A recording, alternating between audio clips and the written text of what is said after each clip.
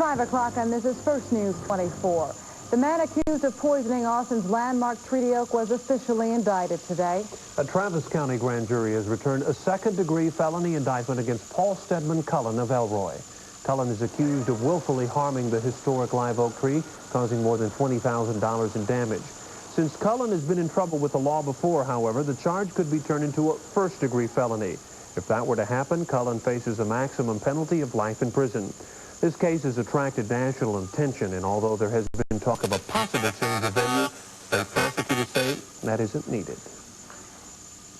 I think Travis County is known for fair juries, for fair-minded people, and I think we could indeed have as fair a trial in this county as in any other county in Texas. The 45-year-old Cullen has been in jail since his arrest in June, apparently unable to post $20,000 bond money to get out. Now, city's forestry officials say it may be next spring before they can be sure if the 500 to 600-year-old Treaty Oak lives or dies. An Austin-based health corporation has sent out pink slips to one-third of its staff. Healthcare International announced today it has laid off 40 employees from its corporate staff. Those layoffs affect most areas of the corporate headquarters, which supervises 25 health-related facilities in 8 states. Spokesmen for Healthcare International say they are trying to economize and cope with the company's current financial situation. Workers' compensation, it's the issue state lawmakers continue to haggle over. And it's the reason they'll be back in Austin this fall for yet another special session. Today, workers' compensation was once again at the forefront at the state capitol. The group that represents workers' compensation insurers today announced it's asking the state for a big rate hike, 34.9%. The National Council on Compensation Insurance says the state system for giving out benefits to injured workers is on the verge of collapse. NCCI says another rate hike is needed to cover growing losses from what it calls an outdated delivery system. In 1984, Hans switched from the Democratic Party to the Republican Party. He now joins ex-Secretary of State Jack Raines and businessman Clayton Williams in the race for governor. It's a statewide problem that's costing taxpayers millions of dollars. Prison overcrowding. The backlog at the state prison level is causing local county jails to pick up the expenses for state prisoners. Here in Travis County, the situation has become so serious, county commissioners are now seriously considering calling a bond election to build a new jail at the Del Valley facility. Today, commissioners discussed a proposal to ask voters for approval to spend $3.7 million to expand Phase 2 of the Del Valley complex. The bond election may also include a proposal for $2.5 million for a new medical examiner's office. The bond election could be held in November if commissioners approve the plan next week. President Bush and William Bennett, director of the National Drug Control Policy, met with 13 Americans today involved in the nation's anti-drug efforts. Among that group, James Kilroy. His son Mark was killed by a satanic drug smuggling ring in Mexico last spring. 21-year-old Bobby Hurd of Austin was also in the group. Hurd served on President Reagan's Committee for Drug-Free America. Today, he told President Bush and William Bennett that the key to winning the drug war is prevention. By educating kids at an early age about the dangers of drug abuse, Hurd is hoping more kids will steer clear of ever trying drugs. A young man is in critical condition at Brackenridge Hospital right now, and no one has been able to identify him. Law officers are hoping you can help. He is a white young man, 19 to 20 years old. He's about 5'9", medium build. He has wavy, medium-length brown hair and brown eyes. He was wearing black bike pants and a white tank top with horizontal stripes. He was riding his bike near the intersection of Niles and Hartford Road in Terrytown about 9 o'clock last night when he was struck by a car. Now, if you have any information on the young man, please call the Austin Police Department Traffic Detail. Still ahead on First News 24, we'll meet a family that improves its health with organic farming. Rescue teams retrieved the remains of Texas Congressman Mickey Leland and his 15 companions. And it was 20 years ago that peace, love, and tie-dye were in at Woodstock. First News 24 with Judy Maggio, Ron Oliveira, and Troy Kimmel.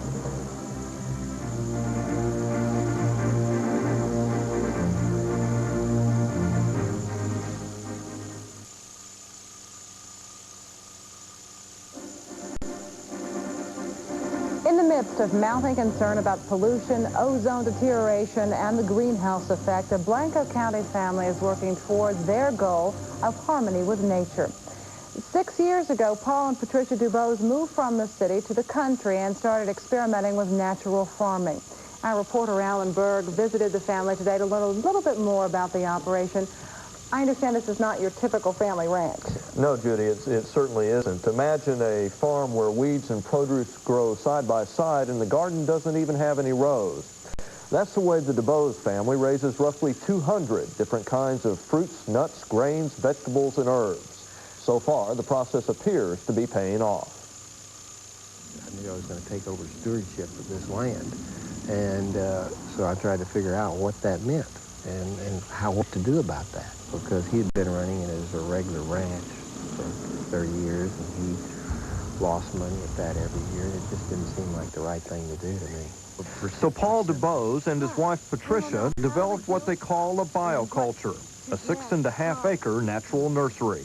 Big pumpkin right there. DuBose made his mint in the floor covering business. When he sold his company and turned to farming, he and his wife decided to try something different.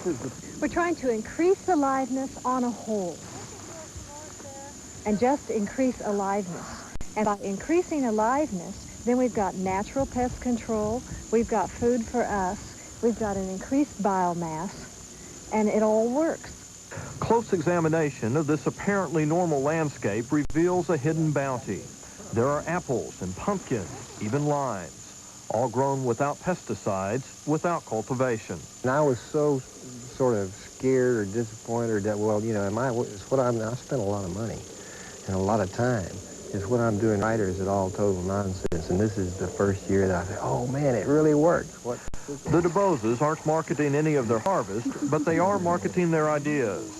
Well, I'm working on a 5-acre permaculture site near the Waldorf School in Austin. Patricia DuBose designs environmentally compatible landscapes, another idea in its infancy. And my goal is to have this hooked up like with a video camera, so I can go out to just Mary and Bob's house and photograph their place, put that on the computer and frame grab it, stop it wherever I want to, and then rework that image.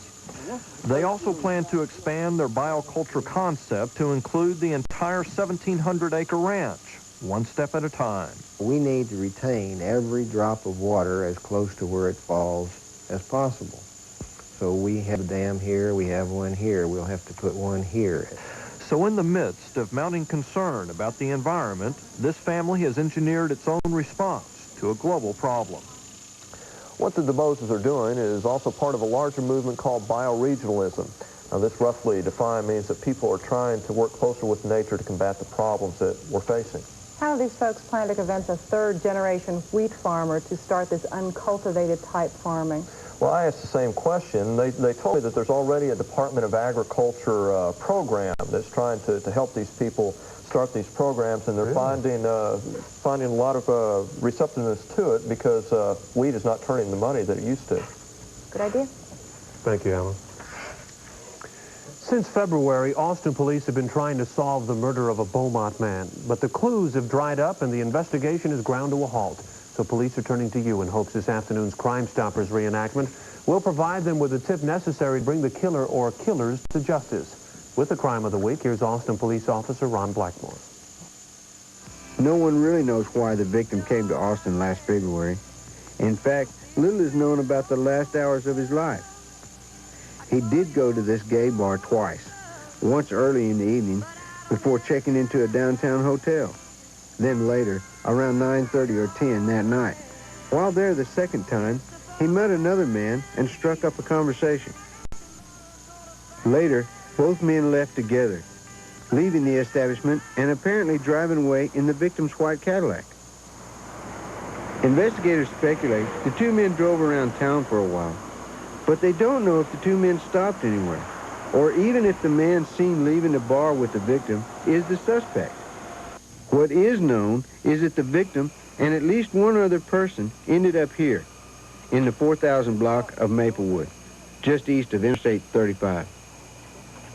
So you have a store in Beaumont. Why need some money? Do it, man! Smoke him, man! Do it! Do it, man! Smoke him! You did it, man! Let's get the hell out of here! victim was seen by many people at the bar, but the last person he was seen with has not been identified. Investigators feel if we can identify some witnesses, we may be able to solve this crime. If you can help, give me a call. For the Austin Police Department, I'm Officer Ron Blackmore. If you can help police solve this murder, you can earn a $1,000 reward. Just call Crime Stoppers at 472-TIPS or toll free at 1-800-323-TIPS. All tips are kept strictly confidential. You don't have to reveal your identity.